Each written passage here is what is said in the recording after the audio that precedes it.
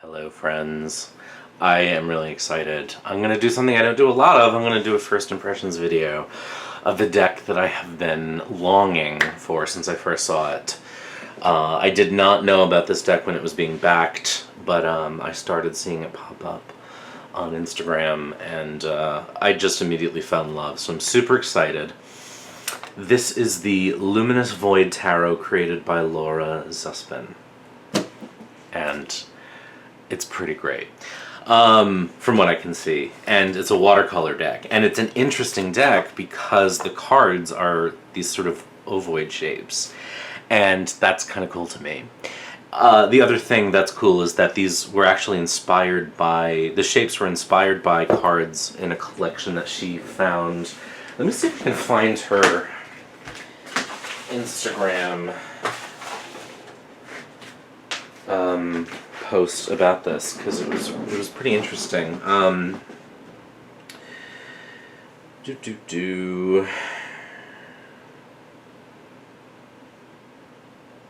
Luminous Void. Yes. Sorry, I should have prepared better, but I was just super excited. Yes, here. Can you see that? So these are some cards that she says the Luminous Void card shape was inspired by medieval Flemish hunting cards found at the cloisters in NYC. They date back to the 15th century. So cool, right? And I love stuff like that. So here is it's actually really large. What can I compare it to? Here's the Wild Unknown. So you can see that this, you know, packaging wise alone, it's large.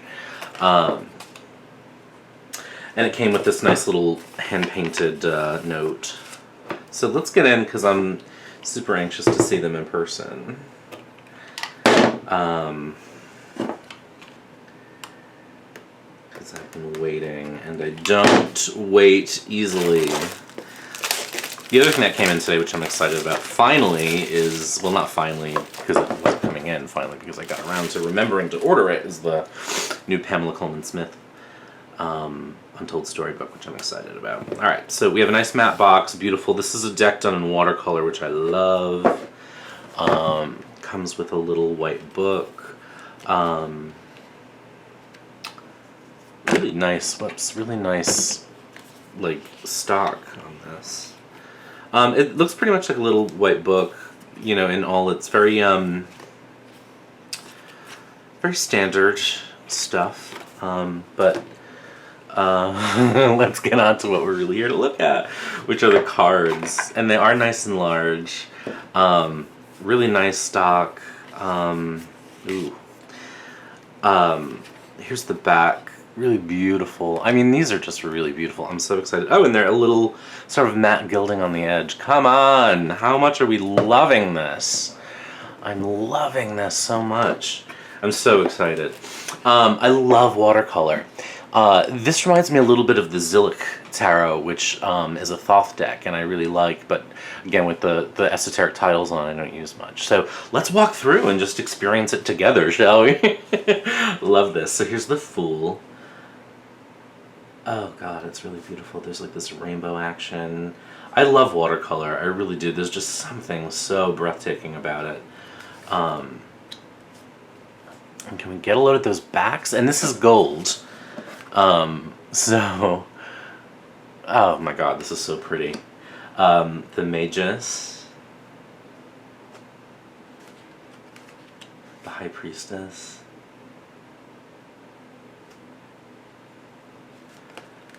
The Empress. Wow, look at this color. I have not seen a walkthrough of this deck yet, so I'm like, I've seen only pictures of it on Instagram, and mostly on her Instagram page. Here's the Emperor. The Hierophant. My god, this is pretty. Oh, look at the Lovers. Oh, I love this because it's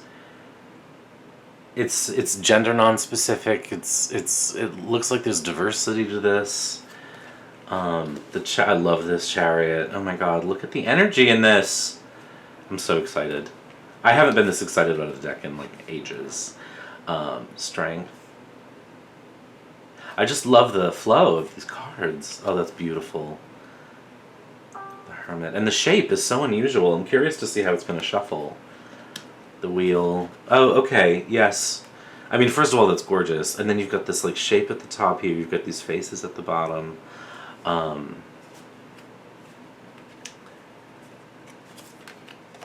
Justice.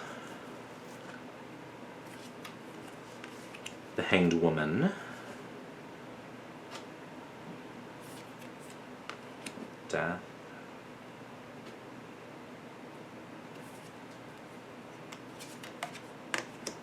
That's a really beautiful Temperance card.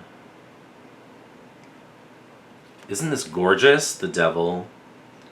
Kind of a very Marseille style devil, actually, and this isn't really a Marseille influenced deck, it seems like. It's a really beautiful tower, too. The Eye.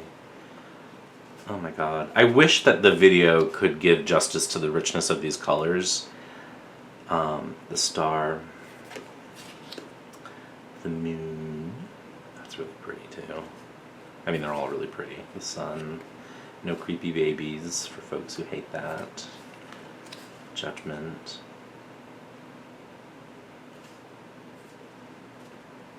I'm really interested to see how this is going to shuffle. And the World. Oh, this is really beautiful. This reminds, when I was a kid, we used to have an Advent wreath that was like all these multicultural children holding hands, and I just thought that was sweet. There's the Ace of Wands,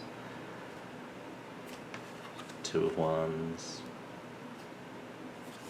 One of the reasons why I was drawn to this is not just because of how beautiful the art is, but because what I could see of the minors were that they were fairly loose in their interpretation. So it wasn't super, thothy or Waite-Smithy, although there was certainly influence.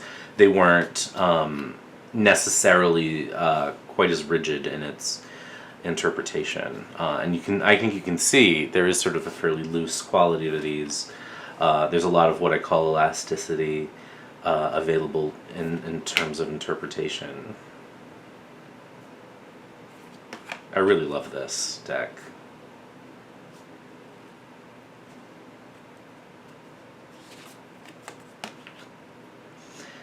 And so you can see it does have nods to the Waite-Smith system, but it's not so strongly that you couldn't impose your own system on it. There's the Knight, the Queen, the King. Here we get into the Suit of Cups. There's the Two of Cups. Really like this. I like this a lot because there's sort of an agnosticism to it in terms of its sexuality and its gender, and that's important to me. The Four of Cups. The Five of Cups. 6. Isn't this amazing? I'm falling in love more and more with every card. I cannot wait to shuffle this. I'm really curious to see if it's... I can't imagine how to riffle shuffle this, but maybe it's doable. It's the 9. The 10.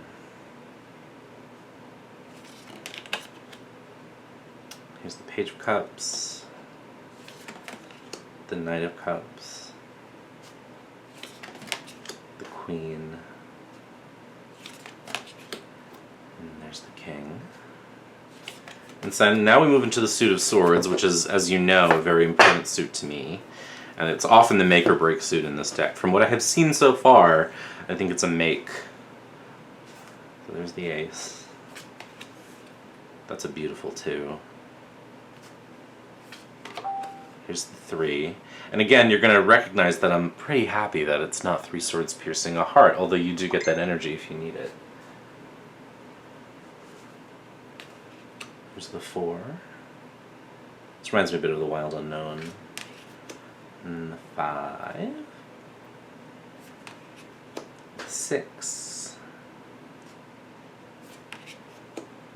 7. The 8. The 9. and the 10. Really like the suit of swords. It's not given to its more violent, negative interpretations, but if you need it, you can still sort of see that they're there. Actually, what's really interesting about this 10 is the way that the swords actually look like people. Look at that. This is kind of a great deck so far. Here's the page, the knight, the queen, the king, the ace of pentacles, or discs in this case, 2.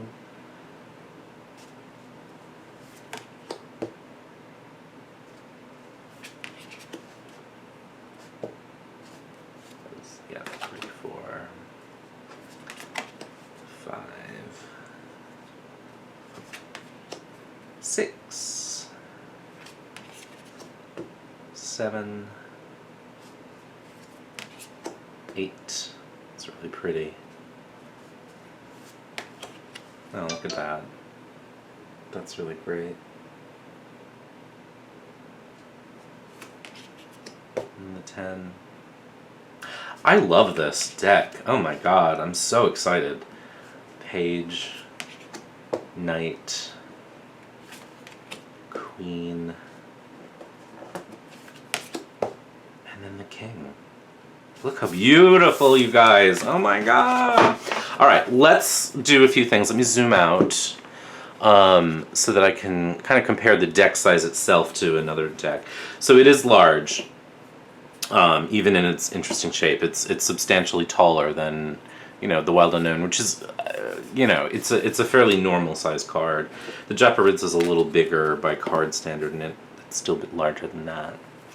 All right, now I can definitely see this overhanding pretty well. It is big. Like, there's no getting around that.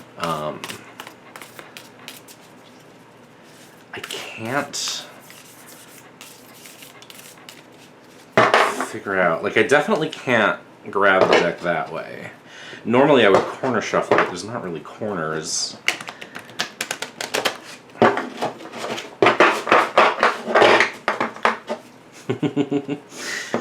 It is awkward to shuffle, like, there's no doubt, but I kind of don't care.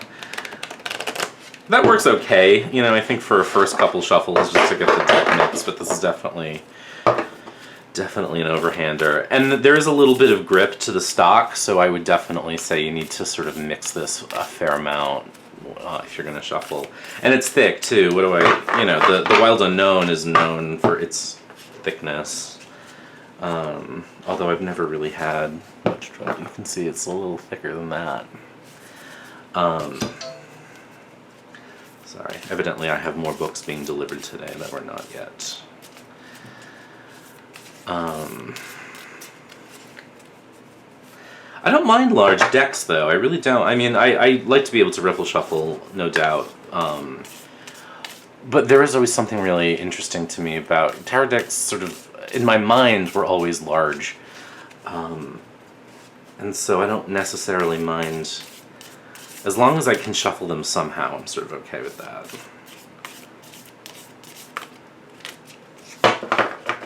So I'm going to try to get just a fairly good mix here, just for the sake of it. Because it is, you know, you do get chunks as you work through. It really has a nice sort of like buttery feel to the stock, though. Like it's really nice.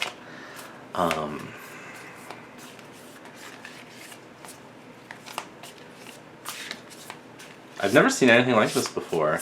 I've seen round decks, and I don't have any. There's actually one that I have wanted and just never got around to getting, which I think is the Wheel of Life or the Circle of Life or something. It's a little Scarabeo deck, and it comes in a purple square box. And I almost grabbed it one day, and I ended up getting the Raven's Prophecy instead, and then never really got around to getting it. Alright, let's just lay a few cards out and see how it looks in a spread. I'm sure it's going to look gorgeous. So there's Justice. I tend to do threes and combinations of threes as a spread, so Even the largeness of this deck, I don't think is problematic. Sorry, my camera's a little crooked as it is.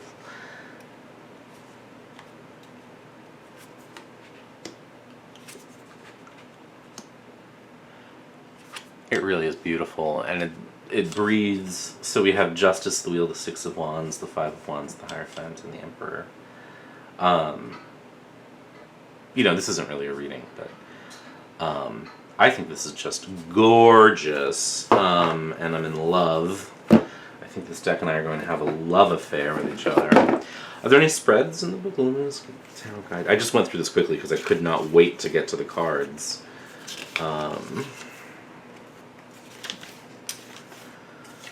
There is a spread. It's pretty large. The Golden Dawn. Oh, it's a Golden Dawn spread. This actually looks a lot like a spread I do in my shop, which is based on Benabel Wen's decision spread. Yeah, it's too big for me to lay out here with my table in the state that it's in. But anyway, I'm really sort of bowled over. This is even more beautiful in person than it was on Instagram. So this is the Luminous Void Tarot by Laura Zuspan. And I think it's gorgeous, and I'm super happy to have it. And I'll probably come back in a few weeks and share, you know, my experience with it and see how much I used it. You know, I think the only thing that I would say as a negative that I can see so far is just it is large, and that makes it tricky to shuffle. But you know, for a deck that I like enough, I'll make that work. So there you have it. There's a first look at this gorgeous new deck that I'm just thrilled to have, and I hope you enjoyed this. Talk soon.